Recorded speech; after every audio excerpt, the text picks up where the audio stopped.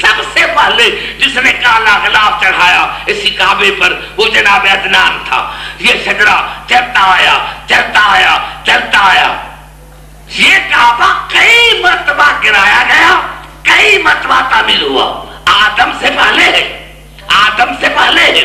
جناب ہاشم کا زمانہ آیا. ہاشم کو ہاشم کیوں کہتے, ہاشم کو ہاشم کیوں کہتے؟ ہاشم کا نام ہاشم تو نہیں تھا. یہ ہاشم کسے کہتے ہیں؟ روٹیوں کو توڑنے والا. دیکھ گھبرا تو نہیں گے, روٹیوں کو, نوجوانوں سے بات کریں, بزرگوں کو چھوڑ دیں, روٹیوں کو توڑنے والا. کیوں؟ جب مکے میں قحط پڑا تو جناب, جب تک قحط تھا تو جناب ہاشم مکے والوں کو روٹیاں کھلاتا تھا. روٹیوں کو توڑنے والا, شوربے میں روٹیاں توڑ کر کو کھلاتا تھا, توڑ کر ان کو کھلاتا تھا. شام کے ساتھ ان کا وفار ہوا, مصر کے ساتھ ان کا ہوا, یمن کے ساتھ ہوا, ٹیکس معاف اور طبقات اپنے ساتھ جو تبری سے ایک صدی پرانی تاریخ ہے. اس نے لکھا کہ سورت قریش جناب ہاشم کے شان میں نازل ہوئی.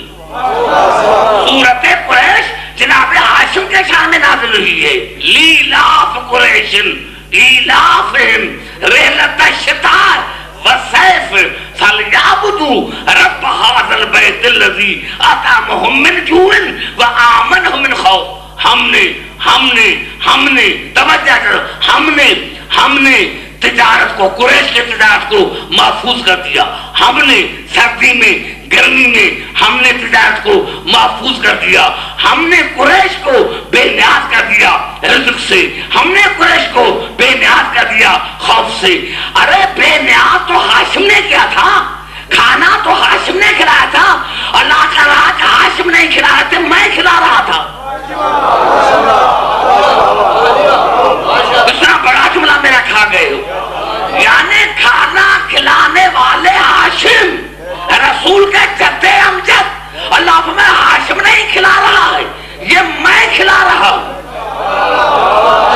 پھر قریب آ کر بات کروں گا تب سمجھ میں آگی میری دوستوں. پھر سمجھ میں کہا کہ یہ جو بخاری شریف میں ہے کہ رسول کے آبا و اجداد کافر تھے تو قرآن آیت نازل کیوں کی؟ یہ سازش کے سازش ہے یہ کہ رسول کے خاندان کو کافر کیا گیا. حتیٰ کہ جناب عبداللہ کو صحیح بخاری میں کافر کہا گیا, لیکن نہیں, جناب ہاشم کے شان میں سورت قریش نازل ہوئی. اللہ نے فرمایا میں نے ان کو کھانا کھلایا, میں نے ان کو اس سے بے نیاز کر دیا. یہ ہاشم یہ تو نے نہیں کھلایا, یہ میں نے کھلایا. ہاشم یہ تیرا فعل نہیں ہے, یہ میرا فعل ہے. یعنی اللہ نے جناب ہاشم کے فعل کو اپنا فعل کرا دیا. یہ خاندان ہے ایسا جس کے فعل کو اللہ اپنا فعل قرار دیتا.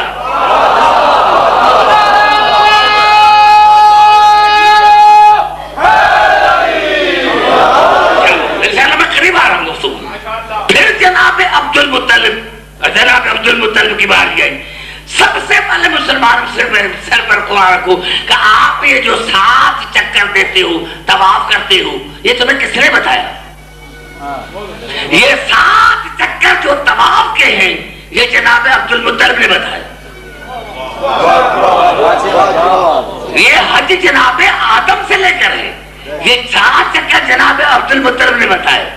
یہ جو حاجیوں کو پانی پلاتا ہے, اللہ نے فرمایا سقایت الحاج, حاجیوں کو پانی میں پلاتا ہوں. تو حاجیوں کو پانی کس نے پلایا؟ جناب عبد المطلب نے. پانی پلا رہا ہے جناب عبد المطلب, اللہ فرمایا میں پلا رہا ہوں. کھانا کھلا رہے ہیں جناب ہاشم, اللہ فرمایا کہ میں کھلا رہا ہوں. بتا چلا اب اللہ فرمایا وما رمیت اذ رمیت ولکن اللہ رما. رسول یہ پتھریں آپ نے نہیں پھینکی, یہ نہیں میں نے پھینکی, تو تعجب نہ کرنا. ان کے خاندان کا فرق اللہ نے اپنا فرق کرا دیا. جناب ہاشم پھر جناب عبد المطلب. سب سے پہلے جناب عبد المطلب نے یہ طواف کے 7 چکر جو لگائے ہیں جناب عبد المطلب نے رکوع کر دیے. حاجیوں کو پانی جناب عبد المطلب نے پلایا. اور سب سے بڑا کام جو کیا میں سمجھتا ہوں کہ بچے کو یاد ہوگا کہ جناب عبد المطلب یمن کا بادشاہ ابرہ, اس نے کیا کیا کہ بیت کے مقابلے میں کہ یہ جب تک بیت، ایک بات یاد رکھیں کہ جہاں بھی قرآن میں لفظ البیت استعمال ہوا ہے وہاں سے مراد خانہ کعبہ ہے. جہاں بھی قرآن میں لفظ البیت استعمال ہوا ہے وہاں سے مراد خانہ کعبہ ہے. یہ پھر جا کر آپ ریسرچ کرنا اور دیکھنا قرآن حکیم میں جب بھی لفظ البیت استعمال ہوا وہاں سے مراد کیا ہے؟ خانہ کعبہ. انما یرید اللہ لیذہب عنکم الرجس اہل البیت ویطہرکم تطہیرا. اللہ کا ارادہ تھا، ہے اور رہے گا کہ اہل البیت، اہل بیت رسول نہیں، اے اہل البیت، اللہ تمہیں ہر نجاست سے دور رکھے اور اتنا پاک رکھے جتنا پاک رکھنے کا حق ہے. اہل البیت، البیت کے اہل، البیت کے اہل یعنی خانہ کعبہ کے اہل، خانہ کعبہ کے اہل، خانہ کعبہ کے اہل. یہ جملے محفوظ رکھیں ذہنوں میں تاکہ میں آگے چلوں. میں کیا میں دوستوں میرے بزرگوں کہ جناب عبدالمطلب ابرہ آیا، طائفہ میں پہنچا، ہاتھی سے اس کے ساتھ لشکر تھا، ہاتھی کے ساتھ آیا تھا. طائفہ میں پہنچے، اونٹ چوری کر گئے اس کا لشکر، اور جناب عبدالمطلب آئے تو کہا کیسے آئے ہو؟ ابرہ نے کہا کہ شاہ جی بیت کے لیے آیا ہے کہ اس پر آپ حملہ نہ کریں، بیت پر کعبے پر حملہ نہ کریں. جب پوچھا جناب عبدالمطلب سے ابرہ نے تو کہا کہ انا مجھے اونٹ ہو، میرے اونٹ ہو. کہا کعبے کے لیے نہیں آیا. کہا نہیں، انا رب الابل واللہ رب البیت، اونٹوں کا مالک میں ہوں، جن کا مالک میں ہوں وہ مجھے چاہیے. کعبے کا مالک خدا ہے، کعبے کا مالک خدا ہے، کعبے کا مالک خدا ہے، کعبے کا مالک، توجہ، کعبے کا مالک خدا ہے، وہ اس کی خود حفاظت کرے گا. اب مجھے قسم ہے آج کی تقریب کی صحیح تقریب پر میں آپ کو بھی واقع دے رہا ہوں، جتنی تاریخ ہے مسلمانوں کی جا کر اٹھا کر دیکھو کہ جناب عبدالمطلب آئے، کعبے کا غلاف پکڑا اور کہا یا اللہ پوری کائنات میں آپ کا یہ واحد گھر ہے. اور جتنے مکے والے تھے وہ مکہ چھوڑ کر پہاڑوں پر چڑھ گئے.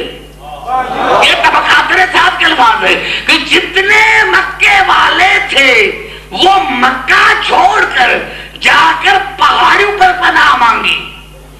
پتا چلا کہ ان کے بعد اگر کوئی پہاڑ پر چڑھ جائے تو اس میں تعجب کی بات نہیں ہے، پہاڑ پر چڑھنا ان کے بڑوں کی عادت.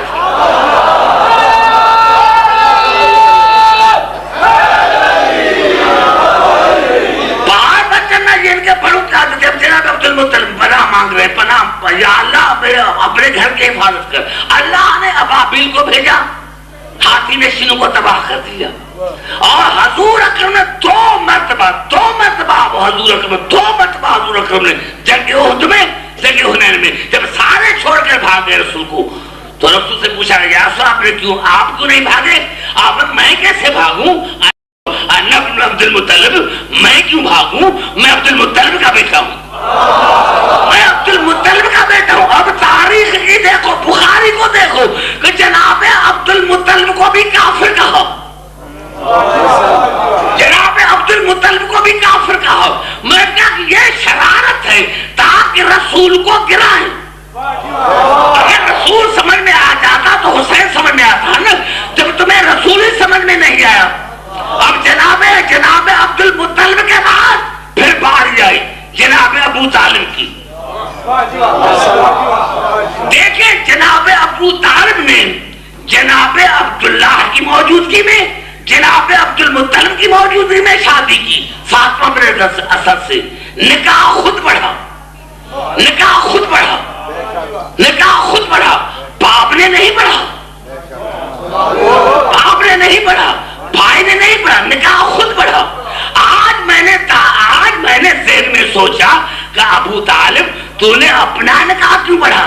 آج عبداللہ کی میں اپنا نکاح نہیں پڑھا، میں نے رسول کا نکاح بھی پڑھا ہے. اگر میں رسول کا نکاح نہ پڑھتا تو دنیا کہتی کہ ابو طالب اس وقت مومن نہیں تھے، اسے جو تھا وہ پڑھا تھا اپنے نکاح میں، اب میں نے اپنے نکاح